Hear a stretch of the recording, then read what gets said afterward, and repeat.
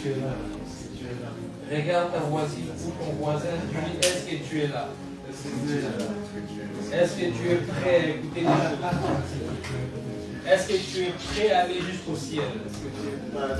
Est-ce que tu es prêt ou prête à décoller avec mon royaume des cieux? C'est quoi un peu ton voisin? Je le sens un peu tiède. Je le sens un peu fatigué. Bouge-le un peu, dis du voisin, voisine, il est temps que tu te réveilles. Tu n'es pas n'importe quel culte.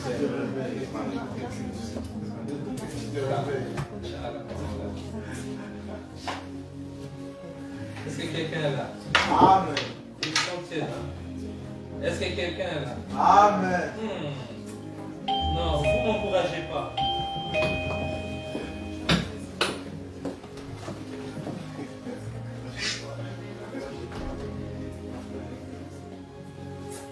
Ah là là là là là là.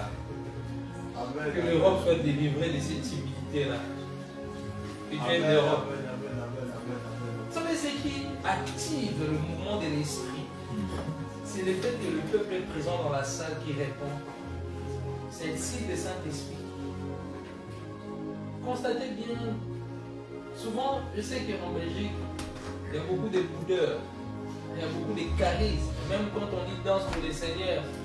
Hein, même seulement quand il y a le louange, il faut commencer par d'abord les pasteurs jusqu'aux membres, ils ont le charisme. Mais si tu vas dans d'autres continents, c'est comme un esprit qui est là, qui bloque les personnes. Hein, je disais souvent, quand on allait en boîte de nuit à l'époque là, on pouvait sauter, mais quand on arrive à la maison des gens, on est timide comme ça. Qu'est-ce qui se passe? Jésus est mort pour vous, vous n'avez pas des têtes, on dirait que vous avez mangé du citron. Vous avez mangé du citron. Ah, le visage change. Il faut des chrétiens joyeux. Il faut des chrétiens qui communiquent la vie. Il y a des chrétiens aujourd'hui, même quand ils te serrent la main, toi-même, ça te communique déjà la mort toi-même. Non plus de vie. Ils te disent salut, c'est comme s'ils n'avaient pas mangé pendant 100 ans. Il y a des chrétiens qui, quand ils te serrent, quand ils te parlent, tu sens la vie, tu sens la force, et tu sens quelque chose de fort. Il faut que cette mentalité-là change à l'Europe.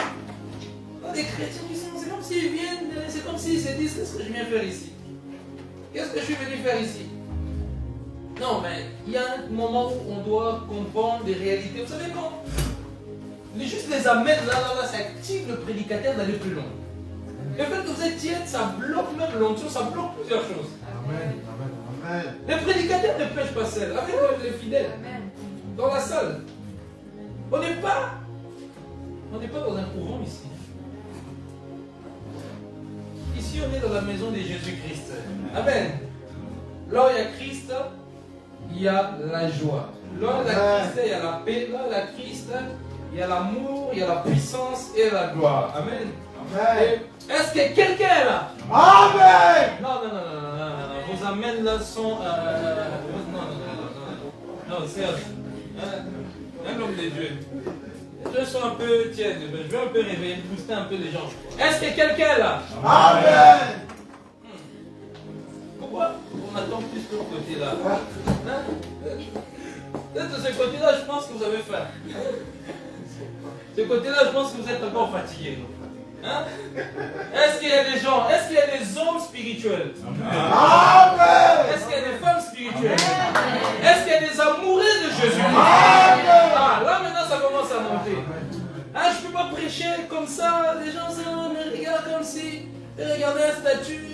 Non. Regarde ton voisin ce soir.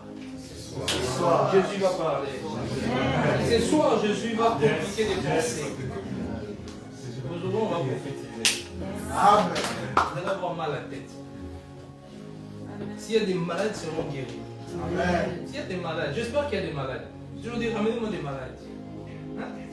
S'il y a des malades, ils seront guéris. S'il y a des malades, beaucoup de malades, 2 personnes même, je vais vous appeler, tu vas prier pour les malades, ils seront guéris. Amen. Amen. Aujourd'hui, je vais traiter un thème, le ministère prophétique ou le ministère des prophètes. Amen.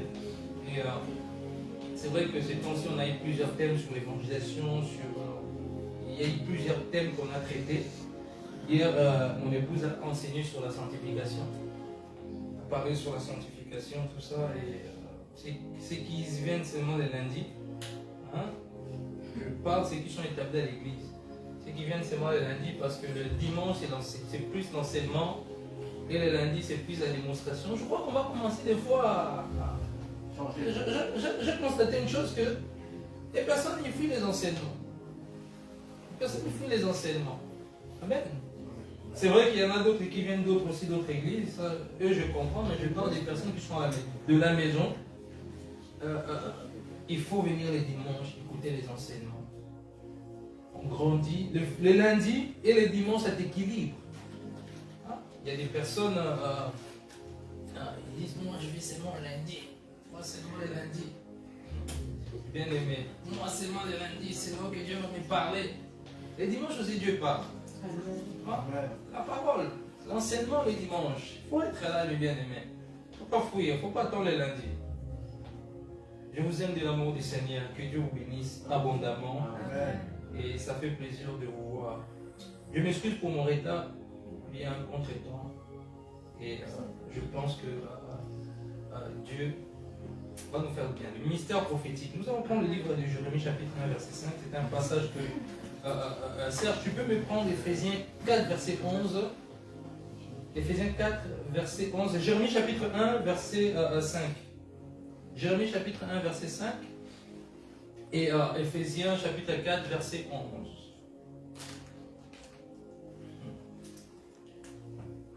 On va prendre aussi un troisième passage, Amos, livre, quelqu'un, troisième passage, Steve, tu peux prendre le livre d'Amos, chapitre 3, verset 7. Je vais lire Jérémie et puis Serge, tu lis Ephésiens, chapitre 4, verset 11, et puis troisième passage, Amos, chapitre 3, verset 7. On va essayer de l'enseigner en même temps prêcher, amen, et voir comment les Saint-Esprit va nous guider. Je lis Jérémie, chapitre 1, verset 5. Avant que je t'aie formé dans le ventre de ta mère, je te connaissais avant que tu fusses sorti de son sein. Je t'avais consacré, je t'avais établi prophète des nations. Amen. Est-ce que quelqu'un est là? Amen. Est-ce qu'on peut s'élever pour honorer la parole? Je vous ai toujours répété, autrefois là, dans les synagogues, quand on lisait la Torah, quand il lisait la Torah, on s'est levé pour honorer les saintes écritures. Parce que les saintes écritures, aujourd'hui, c'est ça qui nous a donné la vie, la paix, la joie, l'amour. Hein, on va honorer. Quelqu'un peut prendre, ça tu peux lire Ephésiens 4, 11, s'il te plaît. Et il a donné les uns comme apôtres, Oui. les autres comme prophètes, les autres comme évangélistes, les autres comme pasteurs et docteurs. Répète, redis encore. Et il a donné les uns comme apôtres, Oui. les autres comme prophètes, les autres comme évangélistes et les autres comme pasteurs et docteurs. Ok. Steve, tu peux me prendre Amos chapitre 3, verset 7, s'il vous plaît. Je Seigneur. En effet, le Seigneur, l'Éternel, ne fait rien sans avoir révélé son secret à ses serviteurs, les prophètes. En effet, Le Seigneur, l'Éternel, ne fait rien sans avoir révélé son secret à ses serviteurs, les prophètes. donc, en effet, le Seigneur ne fait rien sans avoir révélé son secret à ses serviteurs, le prophète. Amen. Nous allons comprendre. Au fur et à mesure, nous allons avancer. Aujourd'hui, je vais juste introduire, je vais enseigner au moins pendant un mois sur l'appel prophétique. Même si tu as un appel docteur, t'inquiète pas, tu seras béni. Amen. Par rapport à ce message. Même si tu as un appel pastoral, tu seras béni. Amen. Et on va prendre Ephésiens chapitre 2, verset 20. Est-ce que vous y êtes? Vous avez été édifiés sur le fondement des apôtres et des prophètes, Jésus-Christ lui-même étant la pierre angulaire. Est-ce que quelqu'un est là? Amen. Donc je répète encore, vous avez été édifiés sur le fondement des apôtres et des prophètes, Jésus-Christ lui-même étant la pierre angulaire. Ok, je vais rajouter un autre passage qui me vient dans l'esprit, Actes chapitre 13. Cela et l'habitude d'écrire des versets bibliques, c'est important parce que là, je vais donner plus de 5 versets et au fur et à mesure on va avancer, on aura pas mal de versets. Si tu n'écris pas, tu risques de te perdre. Amen. Et Actes chapitre 13, verset 1. Il y avait dans l'église d'Antioche des prophètes et de docteurs. Barnabas, Simeon appelé Niger, Lucius, Cyrène, Manaën, qui avait été élevé avec Hérode, tétrarque et Saül. Amen. Ok. Verset 2. Pendant qu'ils servaient le Seigneur dans leur ministère et qu'ils gênaient, le Saint-Esprit dit, mettez-moi à part Barnabas et Saül pour l'œuvre à laquelle que je les ai appelés. Est-ce qu'on peut prendre place et acclamer une dernière fois le Seigneur? Il y a certaines choses que je vais rappeler parce qu'il y a beaucoup de nouveaux. Certaines choses que je vais rappeler, des petits points que je vais rappeler pour ceux qui étaient là, peut-être il y a 1 an, il y a 2 ans, certains points que je vais rappeler dans ces enseignements sur le ministère prophétique, le ministère des prophètes. Amen. Je vais aujourd'hui introduire et nous allons continuer lundi prochain. Et je pense que le ministère prophétique, c'est un ministère qui attire pas mal de personnes. C'est aussi un ministère qui a causé aussi beaucoup de dégâts dans le corps de Christ. Hein? C'est un ministère que beaucoup aiment, aussi un ministère qui a créé beaucoup de séparations, beaucoup aussi de divisions à cause de certains manques de sagesse, de certains hommes de Dieu ou de certains frères qui ont reçu l'appel, qui se sont levés plus tôt, aller annoncer des choses ou aller donner, par exemple, des paroles de connaissance à certaines personnes, à certains couples qui a divisé même au sein d'une famille de couple. Ok? C'est quoi le ministère prophétique? Le ministère, d'abord il faut comprendre, d'abord avant de toucher le mot ministère de prophète, d'abord je vais toucher le mot ministère. Ministère, c'est tout simplement une fonction ou une charge que Dieu a donnée à l'Église. Et nous avons lu les livres de Éphésiens chapitre... Est-ce qu'on m'attend bien? Les micros, ça va? On a lu les livres de Éphésiens chapitre 4, verset 11. À l'un, Dieu a donné le ministère de pasteur, apôtre, docteur, évangéliste et prophète. Prophète, répète avec moi prophète. Et le mot prophète en hébreu veut tout simplement veut dire le terme nabi. Nabi et le mot nabi a été trouvé plus de 287 versets dans la Bible. 280, vous vous rendez compte? Ah ouais, la tradition. Si je vais très vite, tu lèves ta main pour traduire au moins quelques. Des fois, je peux aller très vite. Je peux même t'oublier. Amen. Et le mot nabi a été trouvé au moins dans la Bible, des versets bibliques, 287 versets dans la Bible. On va prendre Genèse 27. Chapitre 20, verset 7. Genèse chapitre 20, verset 7. Genèse chapitre 20, verset 7. Serge, tu peux me lire, je vais prendre un autre passage. Chapitre 20, verset 7.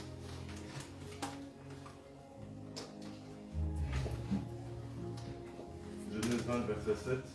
Maintenant, rends la femme de cet homme car il est prophète. Il priera pour toi et tu vivras. Il dit maintenant, rends la femme de cet homme car il est prophète.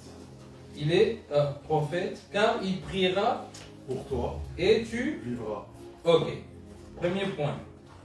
Quand on utilise le mot prophète, veut dire en quelque sorte nabi. Nabi. Amen. Et je vais lire Exode chapitre 7, verset 1. L'Éternel dit à Moïse, vois, je t'ai fait Dieu pour Pharaon, Aaron, ton frère sera ton prophète. Le terme utilisé, prophète, veut encore dire nabi. Ou nombre 12, verset 6. Nombre chapitre 12, verset 6. Il dit, écoute bien mes paroles, lorsqu'il y aura parmi vous un prophète, c'est dans une vision que moi l'Éternel, je me révélerai à lui, c'est dans un songe que je lui parlerai. Amen. Et ça c'est Dieu qui parle aux enfants d'Israël.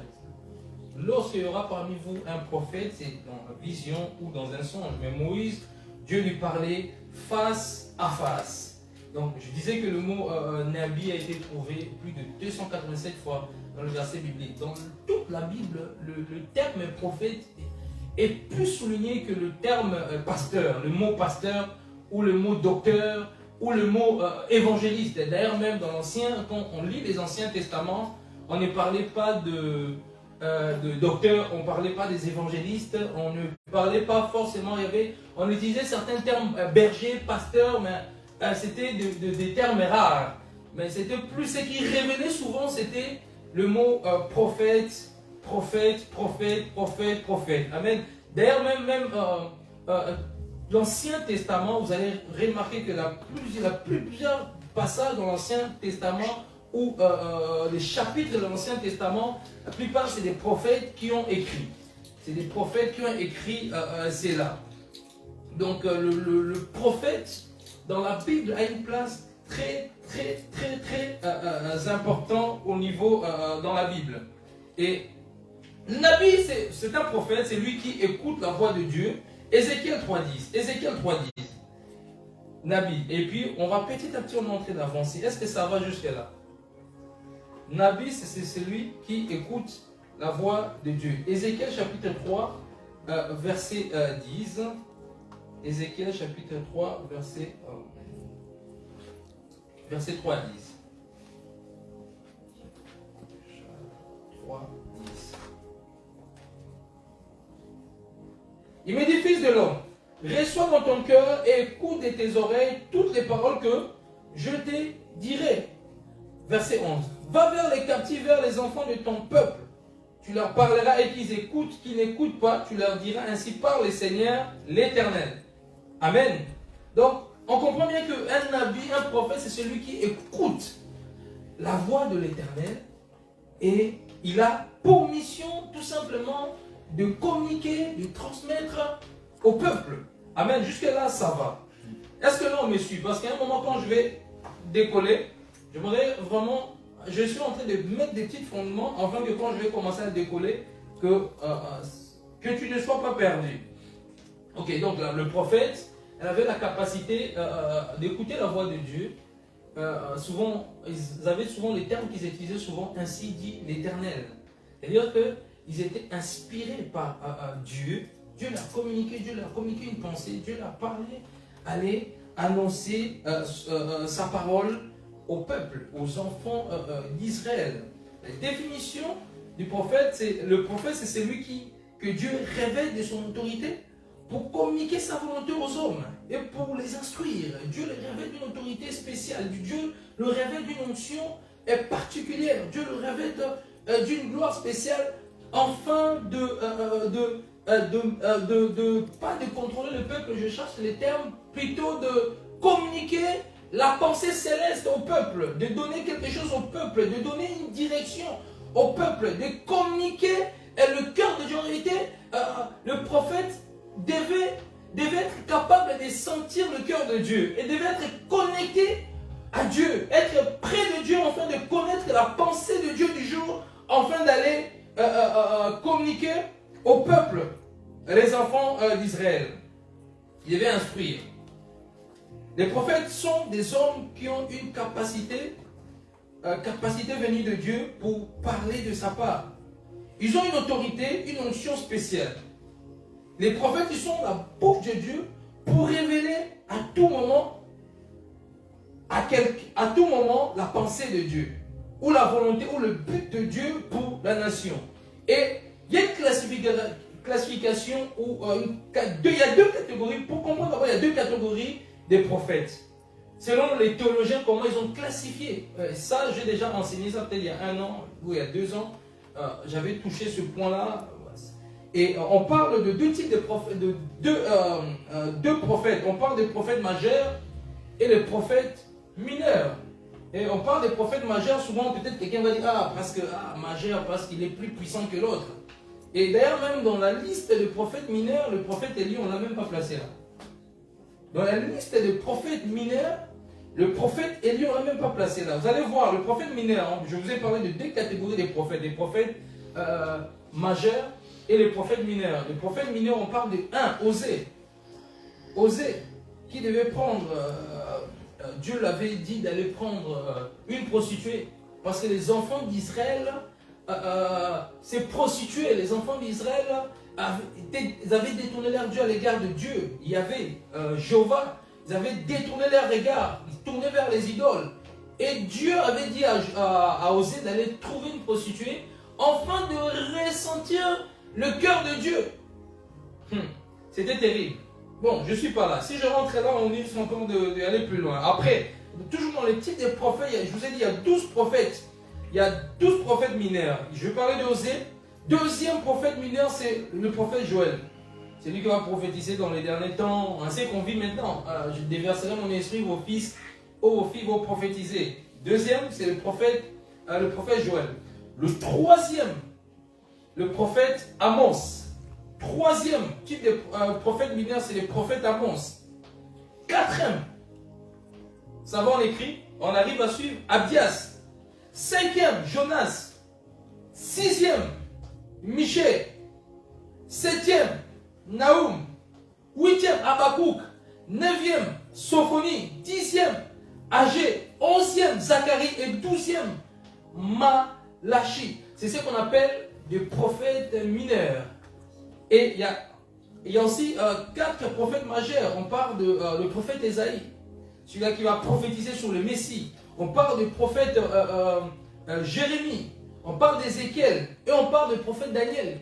Et pourquoi on a classifié ça comme ça? Ce n'est pas parce que Ézéchiel est plus grand qu'Amos ou Daniel est plus grand qu'Habakkuk. Non. On a classifié ça comme ça parce que le volume de leur livre, exemple, si tu prends le livre de Ézéchiel, est plus long que le livre de Agé, est plus long que le livre d'Habakkuk. C'est selon le volume du livre. C'est pour ça qu'ils ont classifié ça comme ça. Et il faut comprendre que dans l'Ancien Testament, le prophète avait un rôle, son rôle n'a pas changé, mais il avait un rôle un peu, je pourrais dire, spécial par rapport au Nouveau Testament. D'ailleurs, même le ministère où on a connu le ministère prophétique, c'était dans l'Ancienne Alliance. Dans l'Ancienne Alliance, c'est là qu'on a connu le ministère prophétique. D'ailleurs, même le premier prophète que dans la Bible, Dieu appelle, c'est Abraham. Le premier prophète, selon Genèse 27 qu'on a lu, Dieu appelle, Abraham va aller dans un pays, il avait peur qu'on le tue avec sa femme. Il va dire, moi au roi que tu es ma soeur, et le roi va prendre sa femme. Comme ça, lui peut demeurer dans le pays. Qu'est-ce qui va se passer? Mais le roi va avoir un rêve que Dieu va menacer la personne. Mais tu dois avoir la femme de l'autre parce que c'est mon prophète. Donc Dieu, déjà, dès le départ, Dieu va déjà surnommer Abraham étant que prophète.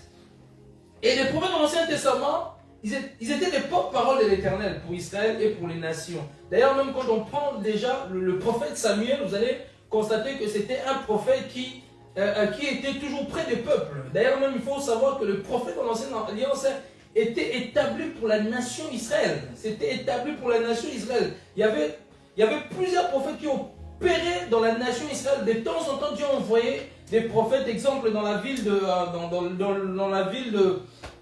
Ninive, comme le prophète Jonas qui devait aller apporter les jugements dans cette ville-là. Mais souvent, les prophètes étaient liés à la nation d'Israël parce que la nation d'Israël était devenue très rebelle à l'égard de Dieu. Très rebelle.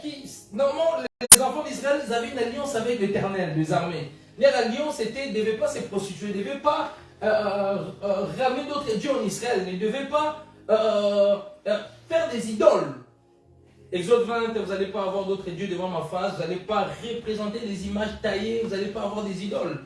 Et les enfants d'Israël, au fur et à mesure des années avant, des enfants d'Israël vont commencer tout simplement à établir de hauts lieux, commencer à se prostituer, commencer à faire ce qu'on appelle la nécromancie. Ils ont commencé à faire plusieurs rituels que Dieu n'aimait pas. La sorcellerie commençait à rentrer, plusieurs choses vont commencer à rentrer en Israël. Et Dieu va commencer à susciter des prophètes comme Jérémie. Jérémie va annoncer carrément le jugement, parce que ces prophètes-là étaient souvent appelés à annoncer le jugement. Parce que le peuple était rebelle à Dieu, les prophètes de l'Ancienne Alliance. Vous allez remarquer que leur message était toujours la sanctification. Révéler à Dieu, révéler à l'Éternel. L'Éternel va envoyer les Babyloniens. L'Éternel va envoyer comme ça. Et vous allez, on va prendre un passage, je vais chercher ce passage. Dans Jérémie chapitre 5, versets 14 à 17. Jérémie 5. Jérémie chapitre 5. Jérémie chapitre 5. Aujourd'hui, je suis en train de mettre des fondements, des bases. Jérémie chapitre 5. 5, verset 14.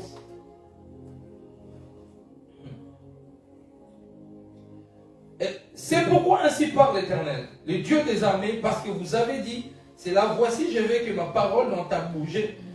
voici, je veux que ma parole dans ta bouche soit du feu et ce peuple du bois, et que ce feu le consume. Voici, verset 15. Dieu va proclamer un jugement aux enfants d'Israël à travers son prophète. Voici, je fais venir de loin une nation contre vous, maison d'Israël. Dit l'Éternel, c'est une nation forte, c'est une nation ancienne, une nation dont tu ne connais pas la langue et dont tu ne comprendras point le parole. Son carquois est comme un sépulcre ouvert. Ils sont tous des zéros.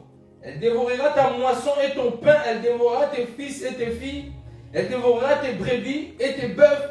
Elle dévorera ta vigne et ton figuier. Elle détruira par l'épée tes villes fortes dans lesquelles tu t'es confié. Car là, Dieu va prononcer un jugement. Dieu va parler à travers le prophète Jérémie. Le but de ces messages, le message de ces prophètes-là, c'était pour que le peuple se répande. C'était pour que le peuple, en réalité, le peuple révèle réellement à Dieu. Que le peuple change son attitude. Et Jérémie devait parler, prononcer, une nation viendra, une nation va frapper une nation.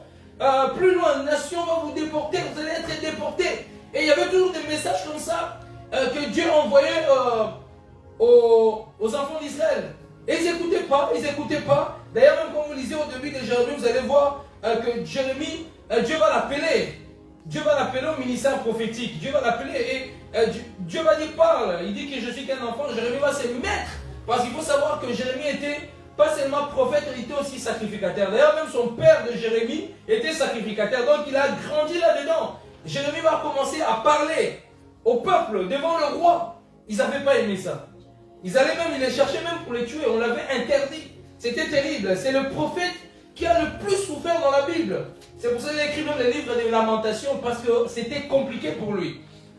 Et ce prophète avait tendance à porter le jugement au peuple, à parler ce que dit l'Éternel, à dire au peuple de se repentir, de changer leur manière de faire, leur manière de s'accrocher à l'Éternel. C'était un combat de génération en génération. Chaque génération passée, le peuple était toujours idole. Le peuple, plusieurs prophètes ont passé, ont annoncé des choses incroyables. Le enfant d'Israël était toujours assujetti par des forces des ténèbres, était assujetti par des entités qui les liaient, des détenus captifs. Et le prophète éternel avait les manteaux pour les délier, le fait juste qu'il vient parler de la part du Seigneur. Et son fonction était de ramener un jugement, de ramener le peuple à la repentance, de ramener le peuple à la repentance, de faire comprendre que Dieu n'aime pas ce que vous faites. Si tu es dans exemple dans l'adultère, dans l'homosexualité, toutes ces choses-là, le Seigneur devait interpeller au peuple à travers son prophète. Il faut savoir que dans l'ancienne alliance, il n'y avait que le ministère de prophète. C'est vrai qu'on parle des sacrificateurs, c'est vrai qu'on parle de prêtres, c'est vrai qu'on parle des grands sacrificateurs, les souverains sacrificateurs. Mais le prophète avait une mission dans l'Ancien Testament très particulière. Très particulière. D'ailleurs, même le prophète dans l'Ancien Testament, vous allez remarquer, sa mission n'est pas vraiment changer de grandes choses. Sa mission, vous allez remarquer qu'il devait rendre le roi. Le roi David était roi par le prophète Samuel. Il devait rendre même des personnes autour, des prophètes. Quand vous lisez le livre de roi, on parle des fils des prophètes. On parle des fils des prophètes qui étaient là. Plusieurs types de prophètes, quand vous lisez dans le temps d'Élisée. Quand Élie allait monter au ciel, Élisée les suivait. On parlait des fils des prophètes qui étaient là autour. Quand vous lisez les livres de 1 roi 18, tous les livres des rois, vous allez constater que qu'est-ce qui se passe? Des prophètes étaient déjà là. On était en train de oint soit des rois, soit des prophètes. Et les prophètes avaient cette capacité-là que Dieu avait oint pour cela. C'est pour ça que vous allez remarquer que le même Samuel a oint aussi ce qu'on appelle j'ai oublié même son prénom. Saül dans la Bible. Vous allez constater que Samuel va le oindre d'huile. Il va aller chercher les ânesses de son père. Et qu'est-ce qui va se passer? En allant chercher les ânesses de son père, il ne les trouvait pas, mais on lui a conseillé un prophète.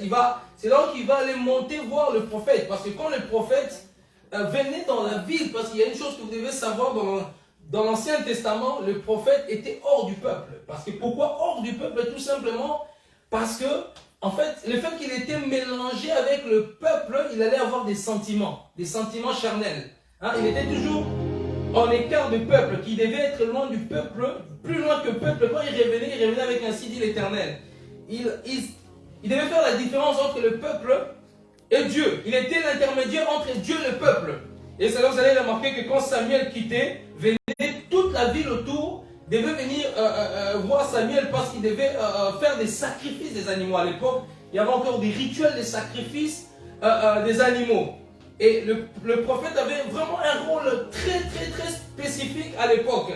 D'ailleurs, vous allez remarquer, les prophètes, ils étaient aussi autour des rois. Ils étaient autour des rois. Et dans l'époque, les prophètes étaient beaucoup respectés. Vous allez remarquer que comme Nathan, le prophète Nathan, il y avait des prophètes comme des Gad, les voyants.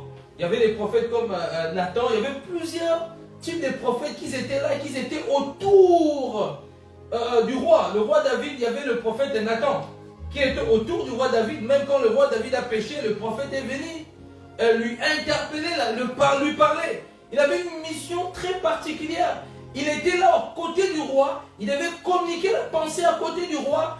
Si Dieu parle pour le pays, qui devait passer par le roi, le communiquer, c'est que Dieu veut dire. Et ça soit peu importe le roi, car c'est Dieu qui établissait le roi, qui devait se soumettre au prophète. Il n'avait pas le choix que de soumettre au prophète. Souvenez-vous, quand Dieu a parlé à Samuel, va voir Saül.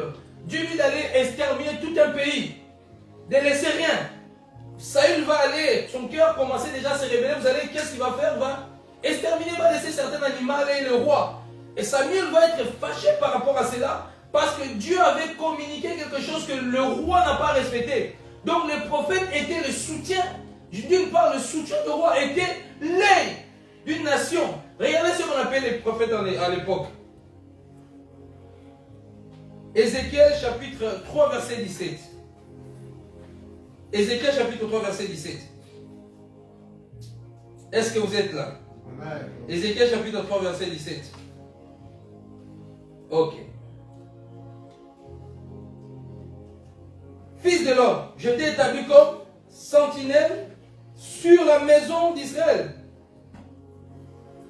Tu écouteras la parole qui sortira de ma bouche et tu les avertiras de ma part. Donc le prophète avait la mission d'être un sentinelle pour la nation, pour le peuple, pour le pays.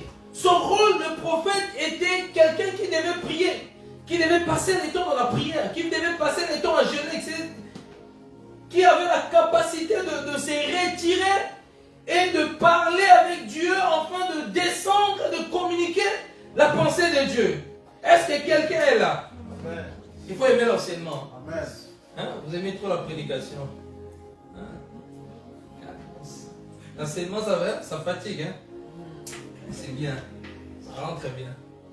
Ces derniers temps, on a beaucoup prêché. Il faut descendre un peu. Il faut écouter et écrire. Ok. Donc je disais, qu'est-ce que je disais? Quelqu'un peut me rappeler? Si je veux voir si les gens me suivent. Je me suis arrêté où? Qu'est-ce que je disais? Que les prophètes étaient attachés, communiquer la pensée de Dieu au roi. Ok. On parlait de ceux qui commençaient à se rebeller. Ok. Samuel était fâché. Ok, effectivement. Et, Samuel va être fâché, va tuer. C'était tellement terrible parce que, en fait, le prophète, il avait tellement le cœur de Dieu, avait la capacité, c'est que Dieu ressent qu'il ressent. Si Dieu est en colère, lui aussi ressent que Dieu est en colère. Il était tellement un qu'avec Dieu. C'est pour ça que dans l'Ancien Testament, quand on lapidait des prophètes, Dieu va dire, ne faites pas du mal à mes prophètes parce que Dieu aimait tellement le ministère prophétique. D'ailleurs, même Jésus, quand il est arrivé, il était prophète lui-même. Parce que c'est le ministère qui vient établir le règne de Christ sur la nation. Quand le peuple est perdu, le prophète est là pour donner la direction, la vision. Et vous allez remarquer même dans les temps d'Élie, quand les enfants d'Israël vont encore se rébeller, vous allez constater une chose que Akab, il va faire n'importe quoi, il va adorer les dieux avec sa femme Jézabel. Elles vont comploter même par rapport au champ des Naboth. Qui connaît l'histoire des Naboth? Vont comploter pour les champs des Naboth tellement que sa femme Jézabel avait convoité les champs des Naboth pour qui voulait que Naboth lui donne les champs. Naboth ne voulait pas parce que c'était l'héritage familial. Or, en Israël, l'héritage familial, on ne donnait pas. L'héritage familial, on ne pouvait pas donner. Et Naboth ne voulait pas donner. Ah, Akab va se fâcher, il va commencer à pleurer. Jézabel, c'est elle-même qui contrôlait même son mari. Là, pourquoi tu te fâches? On va aller chercher les champs. Ils vont aller là-bas, ils vont tuer Naboth sous ce champ. Et le prophète Élie va débarquer, il va prophétiser sur elle la mort. De le fait qu'ils ont fait ça, la mort de Jézabel. Terrible, parce que Dieu, en fait, dans le temps, vous savez, quand le prophète n'avait pas d'église. Il n'y avait pas le ministère, il n'y avait pas d'église. Il y avait juste un seul temple, le temple de Jérusalem. Le temple de Jérusalem, c'était plutôt la fonction des sacrificateurs. Le prophète venait là, de temps en temps, donnait la vision. C'est que Dieu a dit, souvenez-vous, quand vous lisez les livres d'Agé, ça j'ai déjà parlé de ça à certaines personnes, des livres d'Agé, quand les enfants d'Israël vont être déportés en Babylone, pendant 70 ans, la prophétie de Jérémie va s'accomplir. Après les 70e années, les enfants d'Israël vont sortir de cette captivité. Je vous avais dit que Dieu avait suscité le roi Surius, qui était un païen, qui était mondain. Dieu va le susciter, qui va écrire une lettre, va parler que les enfants d'Israël doivent retourner dans leur pays, rebâtir le temple. Quand ils ont commencé à rebâtir ce temple-là, il y a eu des oppositions. Et ils ont un moment affaibli. Et Dieu va susciter maintenant Agé pour encourager et fortifier. Ils avaient des rôles un peu spécifiques pour encourager et fortifier le peuple. Et ces prophètes-là étaient établis, étaient des personnes respectées, que ce soit le roi, que ce soit les sacrificateurs, que ce soit le peuple, avaient pour mission de respecter le prophète. Est-ce que ça rentre? Est-ce que tu arrives petit à petit? Ça va? Ok. Et je suis encore dans l'ancienne alliance. Et vous allez voir des personnes comme Élie, Dieu pouvait le changer des trajectoires pour aller chez Acacia, qui était malade, qui avait consulté d'autres dieux. Le moment où Dieu a utilisé Élie pour prononcer un jugement, et puis il va se repentir, Élie va revenir encore pour dire Dieu t'accorde encore une longévité. Donc le prophète avait la capacité en fait. Est-ce que quelqu'un est là? Le prophète avait la capacité de changer même l'histoire d'une personne, parce qu'il avait un Dieu qu'il utilisait comme ça. Il avait la capacité de Dieu le bouger. On ne savait même pas bouger dans telle ville, on ne savait pas il sera où. Il n'y avait pas de système de Facebook, de WhatsApp, de GSM, mais ils étaient connectés. Dieu leur parlait dans la montagne. Aujourd'hui, on avait des prophètes qui ne prient plus, qui sont pris dans la montagne, ils sont là derrière l'argent des fidèles. Il faut que ça change ces choses-là. Ils n'avaient pas. C'est des personnes. L'argent, ça diminue l'onction, tout ça. L'escroquerie d'argent, ça diminue l'onction. Amen. Quand les prophètes, ils ont du mal à dire des vérités parce que le fidèle lui donne 200 € chaque mois dans le. Je te dirai la vérité. Même si je ne te donne pas ça, c'est ton problème. Tu ne mets pas ça, c'est ton problème. Je te dirai la vérité. Si tu pars, tu pars. Je te dirai la vérité. Le plus important, que tu sois sauvé. On a perdu ces qualités des prophètes qui ont la capacité de s'élever devant le roi. Aujourd'hui, on a des prophètes qui sont près de certains présidents. Au lieu de leur conseiller, de leur dire la vérité, le pays va mal. Il faut arranger le pays. Ils sont là toujours en train de... Tiens 1 000 $, tiens 2 000 $. Son cœur est corrompu. On a plus de prophètes dans l'état pur comme des Jérémie, qui n'avaient pas des émotions. Et une fois quand le prophète commence à avoir des émotions, c'est là la fin d'un prophète. Un prophète ne doit pas avoir des émotions. Non, je ne dois pas le parler parce qu'il va avoir mal au cœur. Je ne vais pas le parler. Lui doit t'annoncer. Moi, je me souviens quand je venais me convertir. On avait invité dans cette église, j'étais dans une église anglophone. Un prophète. Ce prophète m'a blessé. Moi, j'étais immature dans mon fond. Je venais de me convertir. Il vient me convertir il y a une semaine. Tu sais, quand on vient, on a encore certains, on traîne encore avec certains péchés. Il me regarde, il me dit, jeune homme, tu dois te repentir devant tout le monde. Tu es dans un péché. Il m'a parlé clairement. Il me l'a dit, hein. Il m'a dit, tu dois te repentir, tu es dans un péché et tout ça.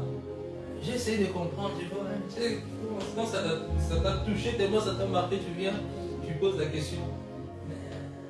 Qu'est-ce que tu veux dire par là? Qu'est-ce que je veux dire? Moi, je viens de me convertir il y a 2 semaines. Je voulais me justifier. 2 semaines. Ça m'a aidé à me convertir. Ça m'a aidé à changer. Parce que la sémence était rentrée tellement fort en moi. J'ai dit non. Ça fait 2 semaines, je suis dans la foi. C'est pas le moment, hein, un pied là, comme si on dansait dans comme si, on danse à gauche, à droite. Non. Il faut être sérieux avec Christ. Amen. Non, aujourd'hui on a des prophètes qui promettent que tu seras. C'est bien tout ça là. Mais si les gens sont dans le péché, il ne sert à rien du tout. Amen. Il ne sert à rien du tout. Tu as beaucoup reçu plusieurs prophéties qui ne se réalisent pas. Yes. Quelqu'un dit le cimetière rempli de gens, beaucoup, les gens qui n'ont pas réalisé leurs rêves. Le cimetière, c'est l'endroit le plus riche au monde. Et pour cela, même les sorciers vont faire des commerces. Vous savez que la nuit, il y a des commerces qui se passent au cimetière. Il y a des business qui se passent au cimetière la nuit, spirituellement. L'endroit le plus riche. Il y a des gens qui ont eu des capacités, il y a des gens qui ont eu des choses que Dieu avait placées, mais ils n'ont pas su accomplir à cause du péché. Les prophètes ne frottaient pas avec le peuple, ne jouaient pas avec le peuple, ne rigolaient pas avec le peuple. Quand tu t'approchais près d'un prophète, tu tremblais. Il y avait le respect. C'est ça qui leur poussait, même quand ils allaient voir un prophète, eux-mêmes sont demandés et ramener quelque chose à bien. Ils ne pouvaient pas donner les mains vides. C'était leur culture. Ils allaient donner quelque chose. Ils ne allaient pas aujourd'hui. Je vais chez les prophètes, je vais sonner. Tout le monde, on frappe les mains. Et quand il te donne, Dieu a dit, tu n'écoutes plus. Trop de familiarité qui tue. Moi, chez moi, les gens ne rentrent pas comme ça. Il y a des gens qui ramènent des atmosphères, des combats. Un jour, un frère qui est venu, il ne m'a pas promis, il a ramené quelqu'un, je l'ai repris. Je l'ai repris par zèle. Il vient chez moi, d'ailleurs même, je ne l'ai pas invité. Il vient chez moi, il me ramène quelqu'un comme ça. Il me ramène quelqu'un. Je le repris devant la personne. Je ne joue pas avec les atmosphères, je ne joue pas là où je suis. Satan, en tout moment, quand tu conduis l'église, Satan, en tout moment peut rentrer, peut détruire ta maison. Moi, je ne fais pas rentrer n'importe qui. Parce que je suis cherché dans le monde des ténèbres. Quand tu prêches l'évangile, tu es cherché. Il ne faut pas être sentimental. Il y a des maisons, sont devenues des lieux où les gens rentrent, les gens viennent comme ils viennent là danser là. Même les sorciers aussi rentrent. Je suis à une maison là. On était avec Serge, tu te souviens? Avec Patricia, Serge et pas. On arrive là-bas. C'est un lieu où les gens rentraient toujours. Je ne comprenais pas, mais ici, c'est qui habite ici? Que ce soit des jeunes, des mamans, tout le monde rentrait, monter les escaliers, montrer. J'ai dit, mais c'est quoi ça? J'arrive devant la porte, les chiens m'agressent. Moi, j'ai peur des chiens. Un petit chien là. Moi, je dis, mais le chien est possédé ou quoi? C'est quoi ça? Les chiens m'attrapent. Dès qu'on sort, c'est pas les chiens commencent à... ils m'attaquent, ils attrapent. Je dis, mais c'est quoi ce chien? Qu'est-ce qui se passe? Et va-et-vient dans chaque maison, tout le monde veut rentrer, tout le monde sonne, chacun des gens sonner, rentrer, monter. Je dis, mais non, finalement, tu ne sais pas qui est qui. Parce qu'il y a certaines personnes, quand ils viennent l'air de moi, ils viennent déposer dans ta maison. Il y a certains combats, tu as parce que tu es trop bonbon. Hein? Tu es trop sentimental.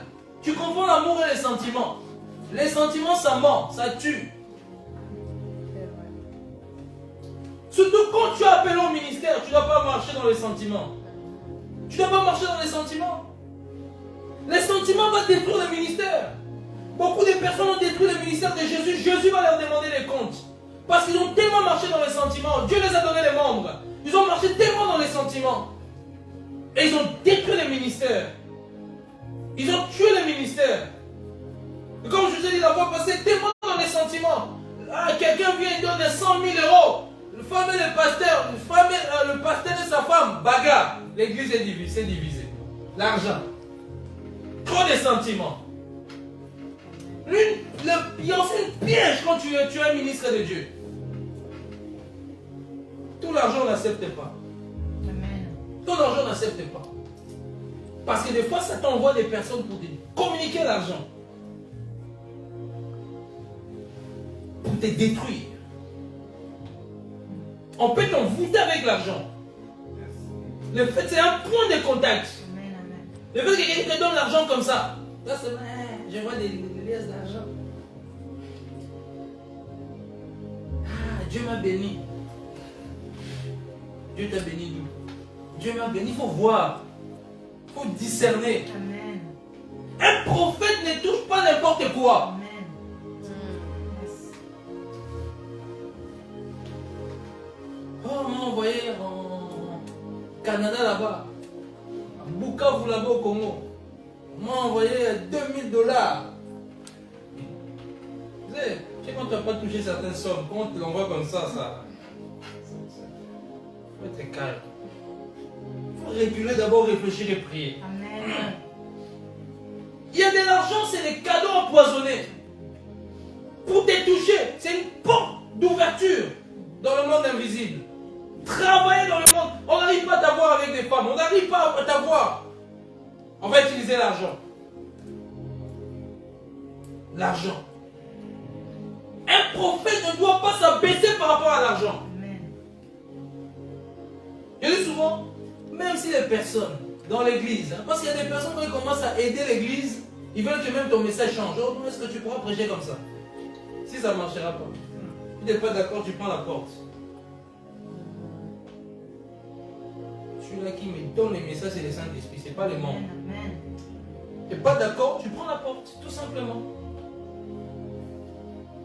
Il y a déjà vu des personnes, des prophètes contrôlés parce que la dame m'a donné plus de 10 000 euros, plus de 5 000 euros. Comment ça contrôler même? Non, mais les chaises dans l'église doivent être comme ça, les paniers doivent être comme ça. Non, les messages là, quand tu parles de la sanctification, ne parle plus trop de ça, parle plus comme ça. Il commence petit à petit. Quand tu n'es pas fort, tu détruis les ministères prophétiques. Tu détruis les ministères prophétiques.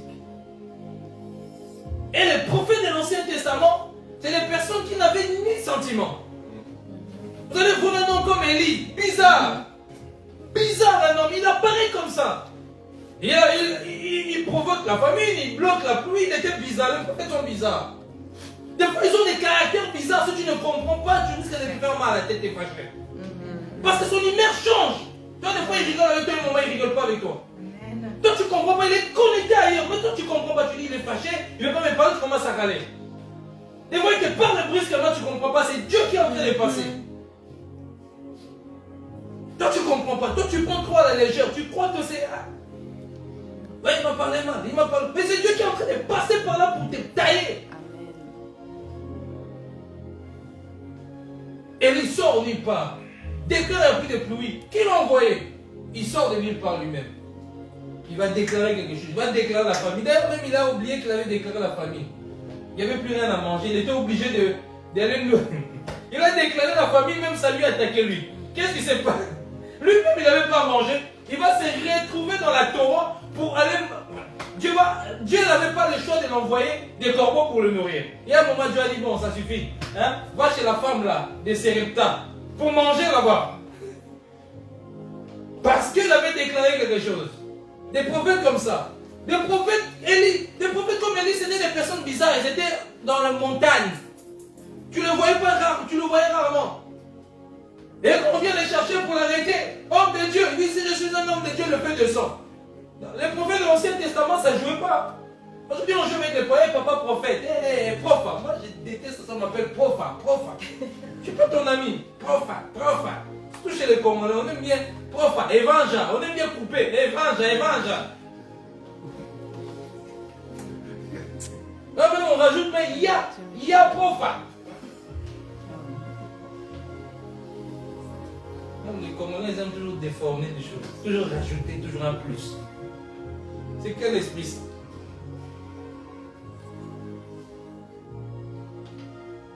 Je sais pas.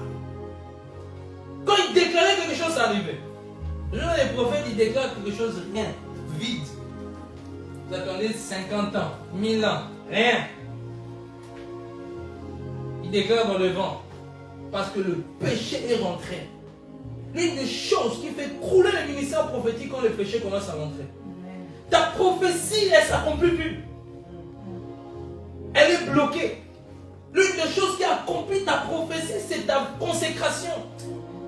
Aujourd'hui, on a des prophètes qui ne veulent plus prier, qui ne veulent plus payer des prix, qui ne veulent plus jeûner. Dès qu'ils commencent un temps de jeûne, ils passent, ils sont l'odeur des McDo. Il dit, Seigneur, toi-même tu me comprends. En plus aujourd'hui, trop de choses. Quand tu sors à manger là, à gauche, à droite, tu pizza, tu vois, quick, KFC, restaurant turc, restaurant africain, restaurant indien, restaurant, snack, kebab, tout. 2 jours déjà, tu arrives seulement. Je parlais avec un tonton à mon travail. C'est un chrétien. Et il m'a fait rire. On parlait des occultistes, on partageait un peu pendant qu'on travaillait. Il me disait, eux, ils font des sacrifices.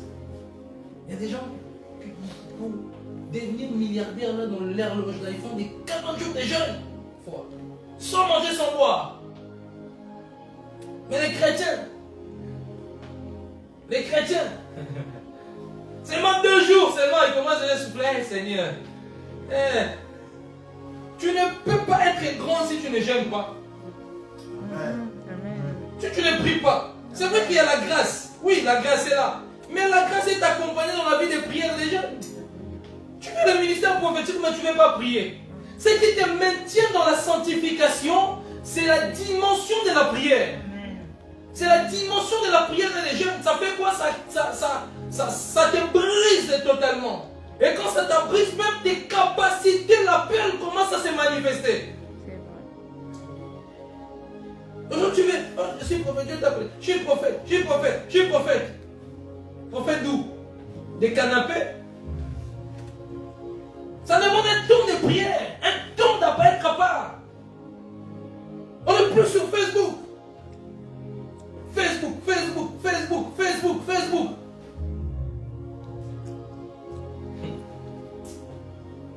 Des fois, on n'a même pas forcément besoin de filmer des jeunes. Oh, nous sommes en chaîne. Tout le monde entier assis. On a des mamans 100 jours.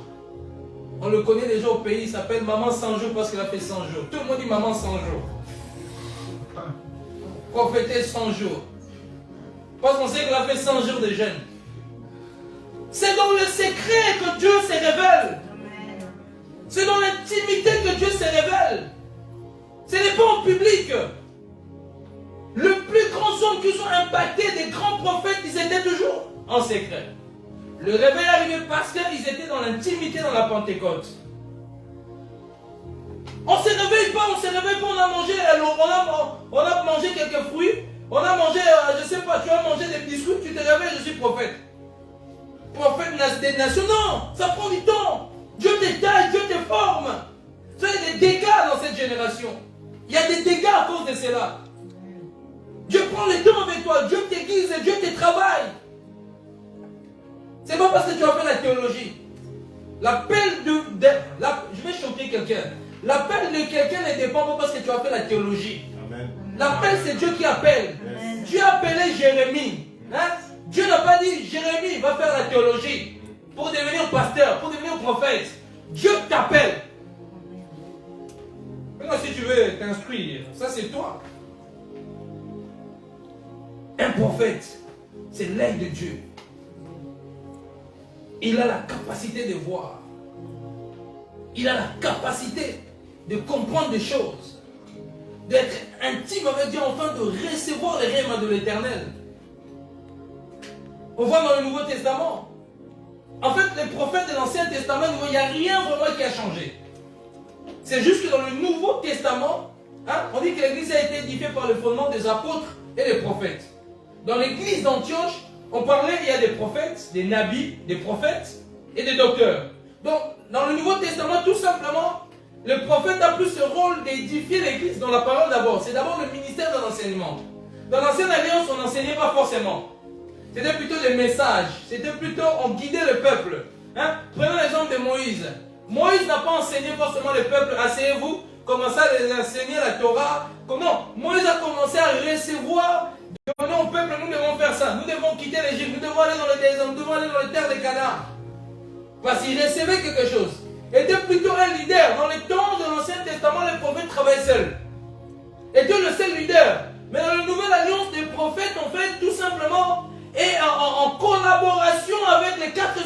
ministère. Il n'est plus le prophète seul. Où c'est lui, tout tourne que par lui. Et dans l'Ancien Testament, tous tournaient vers le prophète. Ce sont le prophète à Jonas, lève-toi, va à Ninive. On n'a pas dit notre ministère. Jonas s'élève. Il va à Ninive, cette ville qui était en train de énerver Dieu. Jonas va se retrouver dans Ninive pour annoncer le jugement.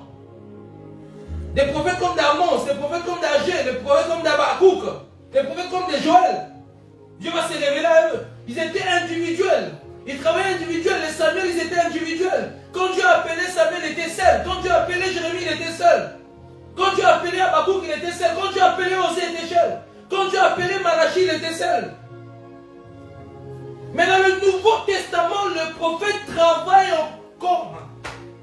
Dans le Nouveau Testament, le prophète travaille tout le temps en collaboration avec les autres ministères.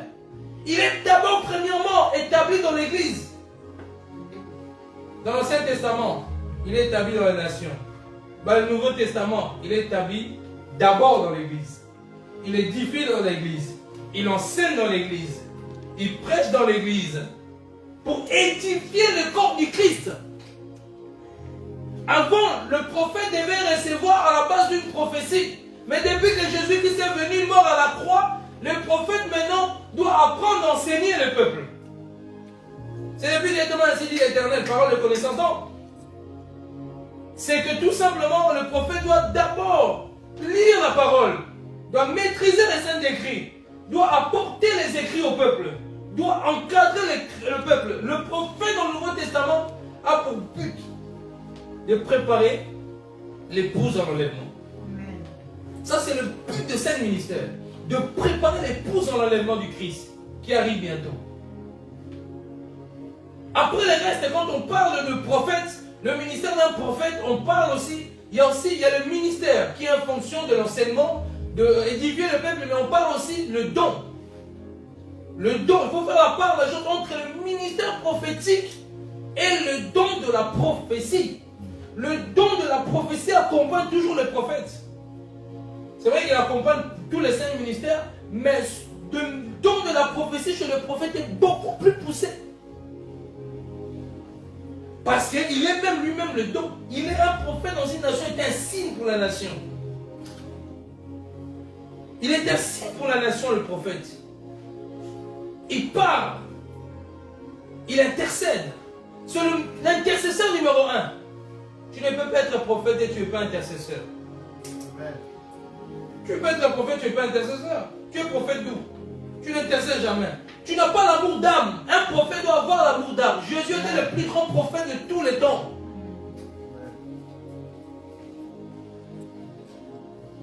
Jean-Baptiste, il n'a pas fait de miracle. Il n'a pas fait de miracle. Mais il a fait le plus grand miracle. Gagner des âmes. On dit qu'il avait l'esprit d'Élie. Mais il avait l'esprit d'Élie, mais il n'a pas opéré avec la puissance d'Élie. C'est limité dans la dimension de gagner les âmes. Élie avait les 2 dimensions. La puissance et de gagner les âmes. Quand il va confronter les enfants d'Israël, ils vont confronter avec les prophètes de Baal. Ils vont faire leurs incisions, je vous ai déjà expliqué ça. Et Élie, quand il va s'élever à son tour, il va invoquer le feu vont défendre. Le peuple va se repentir, va se convertir, il va gagner les âmes. Ça, c'est la dimension de gagner les âmes. Jean-Baptiste marchait sous l'onction d'Élie, mais il n'avait pas compris aussi, il avait aussi la dimension de la puissance d'Élie. Il s'est limité seulement à gagner les âmes. Vous allez remarquer même que Dieu, tellement ce ministère, Dieu avait à cœur, Dieu va susciter même à la montée des transfigurations. Il y a Élie et Moïse qui vont apparaître, 2 prophètes. Dieu même dans sa propre bouche, il dit, je suis le Dieu des esprits des prophètes. Jésus, quand il vient sur la terre, il ne se révèle pas étant qu'un évangéliste, mais étant qu'un prophète. C'est un prophète. Parce que c'est un ministère que Dieu, c'est le ministère dans le 5 ministères. C'est le ministère même, je dirais, le plus sensible dans les choses de l'esprit. C'est là que vous allez remarquer que les prophètes sont beaucoup sensibles aux réalités spirituelles. C'est eux qui ramènent toujours les anges. Les mondes spirituels. Si tu ne comprends pas, tu risques de dire c'est un sorcier. C'est eux qui ramènent la dimension des anges dans l'église. Parce que l'église aujourd'hui, on a trop enseigné les sorciers. On a trop enseigné l'église des sorciers. Sorcier, sorcier, sorcier, sorcier. Ça devient comme une chanson. Sorcier, sorcier. Les chrétiens, au final, ils ont peur des sorciers. Même quand il y a un ange, il a peur. Parce qu'on ne sait pas que les... Il y a un frère, il a vu des ailes d'ange, il a les fruits. Il a habitué aux sorciers. Trop d'enseignements sur la sorcellerie, mes bien-aimés. Je me souviens à l'époque, j'avais un moment, j'avais dévié dans ma foi. Moi, j'avais trop la connaissance. Et puis, on m'a ramené, la personne qui m'avait ramené en Christ, la personne aussi qui m'a dévié chez un apôtre là, qui enseignait des choses bizarres. Il était dans l'occultisme, c'est un apôtre, il maîtrisait la Bible. On commençait à dévier là-bas. On était devenus trop orgueilleux. Nous, on avait la connaissance. On était tellement devenus fous que même quand on voit les 4 pinets d'une voiture, on dit ce chiffre est de la vérité. On avait tellement de révélations. À gauche, à droite. La personne m'avait ramené là. Dans ces choses-là. Mais Dieu est bon, Dieu m'a sorti de ces choses-là. Parce que Dieu avait un plan. Je me souviens encore de ce prophète-là. Le pasteur, l'apôtre, là, me disait, tu avais le don de parole de connaissance. Il disait, toi, tu seras un grand prophète. Il me répétait ça tout le temps. Amen. Il me répétait ça toujours. Toi, tu seras un grand. Il m'avait déjà vu mon étoile, il voulait. Mais Dieu avait un autre plan. Dieu m'a sorti de là. On est devenu fou. C'est le prophète doit connaître les écrits. Tu ne peux pas être un prophète, tu te mets là toujours prophétiser. Matin, midi, soir, prophétiser. Non. Tu enseignes pas, tu prophétises. L'église n'est pas bâtie par la prophétie. J'aime le prophétique. Mais l'église n'est pas bâtie par la prophétie. L'église est bâtie par l'enseignement. Amen. La parole. Aujourd'hui, on a une génération qui n'aime plus la parole. Voilà pourquoi les dimanches, beaucoup fuient. Parce que c'est l'enseignement.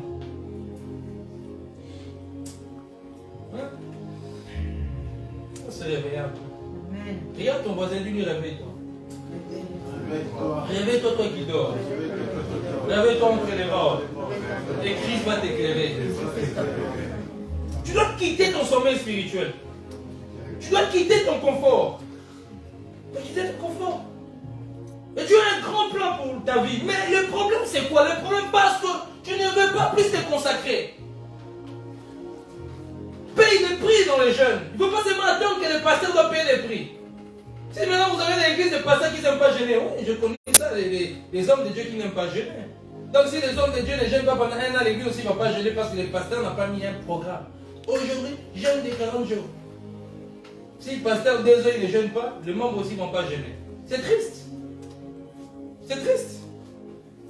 Il y a des gens qui ont des appels dans ces lieux, dans le ministère prophétique. Mais ce qui étouffe, tu sais pourquoi ce qui étouffe que tu connais ton appel, c'est juste que tu n'as pas l'intimité en profondeur avec Jésus. Tu n'as pas une intimité en profondeur avec Jésus-Christ. Là, je suis juste dans l'introduction. La semaine prochaine, je vais aller encore en profondeur. Le ministère prophétique, c'est un ministère, oui, ça, c'est beau. Hein? On aime, hein? On aime quand Dieu commence à agir, travailler, opérer puissamment, commence à donner des paroles, des connaissances, on commence à opérer. On aime ça. Mais c'est des prix à payer. C'est des temps d'intimité. Moi, des fois, je passe des temps, je ne vois pas ma femme, je suis enfermé dans la chambre, on va en train de prier, les heures, même 15 heures, je cherche la face de Dieu. Des fois, tu t'enfermes, 3 jours, tu ne manges pas, tu ne bois pas, Dieu te dit. Quand j'ai parlé avec un tonton, il me disait son cousin, il priait tellement trop, il cherchait tellement Dieu. Un jour, sa femme, à chaque fois, préparait à manger, dès qu'il est monté le Saint-Esprit, il dit ne mange pas. Bien, il va quelque part, on prépare, on va te donner, on lui, ne mange pas, tu dois rester en jeûne. Là, tu vas faire ça.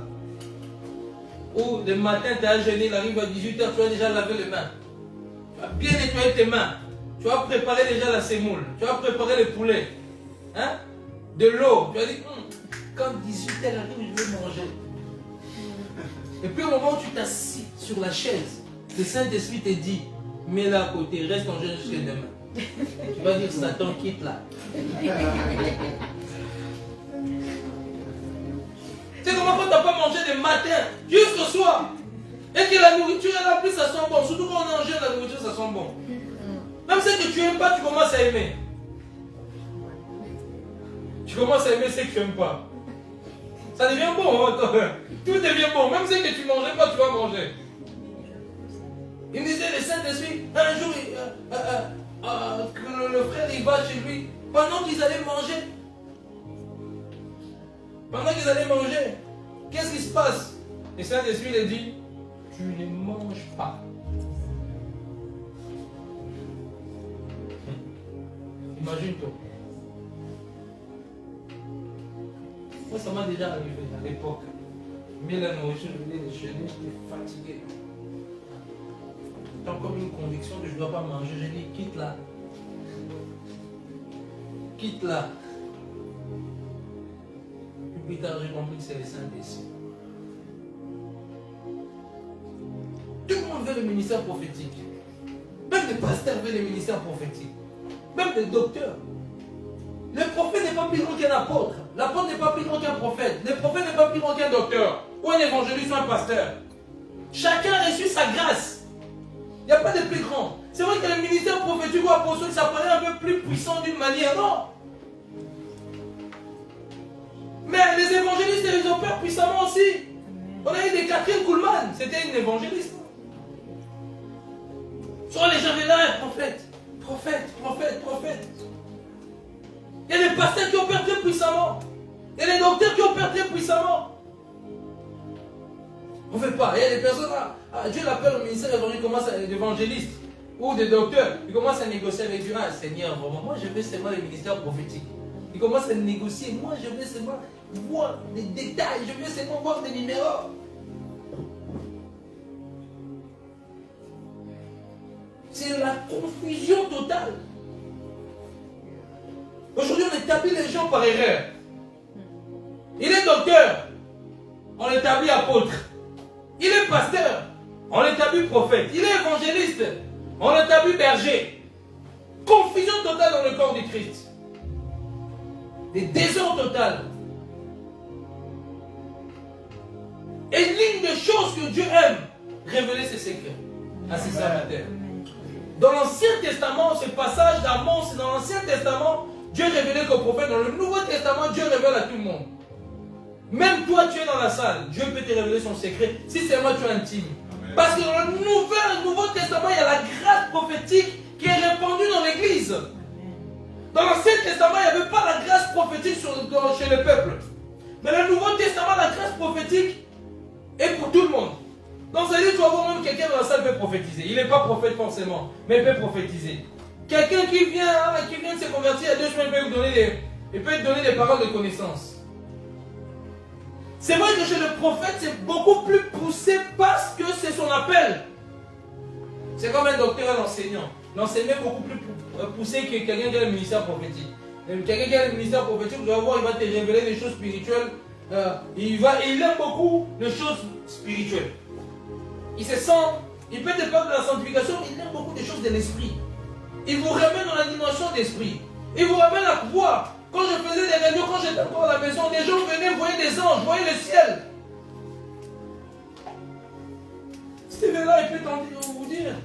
Les gens venaient, ils voyaient le ciel. Les gens voyaient, c'était incroyable. Vous vous souvenez de cette époque-là à la maison, Joël? Où les gens, l'onction descendait dans la pièce. C'était tellement incroyable. Parce que l'une des capacités d'un prophète a la capacité de ramener le peuple à contempler Dieu dans une dimension spirituelle très élevée. C'est ça, des fois, vous allez remarquer que je déclare, bon, quelqu'un ici, ses yeux vont s'ouvrir, il va voir un ange. Tac, ça s'ouvre automatiquement que je déclare, quelque chose s'est passé. Les gens qui se retrouvent au sol, qui voient des choses. Il a la capacité, le prophète, à déclencher même les dons étouffés. Parce que c'est lui qui a la clé de don. C'est sa matière. Il maîtrise ça. Dieu lui a donné cette grâce-là. C'est là beaucoup de prophètes ont la capacité, il prie pour toi, il dit bon, aujourd'hui je prie que tes yeux s'ouvrent. Boum, tes yeux s'ouvrent aussi. Pourquoi? Parce que Dieu lui a fait cette grâce-là, à déclencher des capacités. Ah, vous allez remarquer, le ministère prophétique, c'est un ministère. Et les apôtres, souvent, c'est toujours eux qui disent, bon, toi tu as un appel. La plupart, hein.